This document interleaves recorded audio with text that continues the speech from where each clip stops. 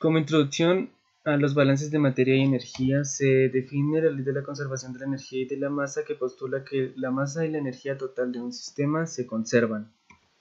Es importante este estudio porque la energía puede estar en diversas formas y puede cambiarse fácilmente con interconversión, como se muestra en el ejemplo, donde se tiene una pelota a una altura determinada, es decir, tiene una energía potencial específica.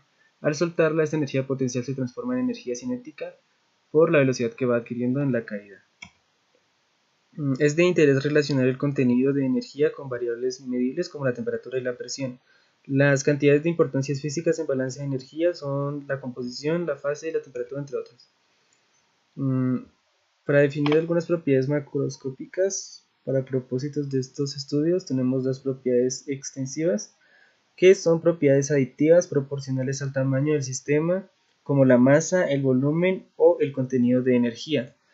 Y las propiedades intensivas, que son independientes del tamaño del sistema, temperatura, como la temperatura, la presión, la fracción mol y el volumen específico. Como algunos ejemplos tenemos en esta imagen. Para explicarlo, miremos el cubo de madera, que se ve que es de 1 kilogramo. Se ve que pesa 1 kilogramo. Si se parte la mitad, al ser la masa una propiedad extensiva, también se va a reducir a la mitad. Entonces esta propiedad es de 0,5 kilogramos, pero la propiedad intensiva sí se conservan. Si se mide la temperatura de ese cubo, antes y después de cortarlo, las dos partes van a medir lo mismo. El estado estacionario es cuando en cada punto del sistema los valores de las propiedades en ese punto no cambian con el tiempo. Y el transitorio es cuando esas propiedades sí cambian con el tiempo. Como ejemplo tenemos un cilindro. Cuando es estacionario, imaginémonos que la válvula está cerrada y esta altura que se muestra en la imagen no cambia, permanece constante. Pero cuando se abre esa válvula es transitorio, está en estado transitorio y esa altura cambia y ya aparece un flujo volumétrico de salida. Un proceso es una ruta de cambios para ir de un estado inicial a un final. Como ejemplo está una olla pitadora donde se le proporciona calor y esto va haciendo que aumente la presión. Como se muestra, esta presión al aumentarse supera el peso de la válvula de seguridad y por eso se da el pitido. Para cuantificar un cambio de estado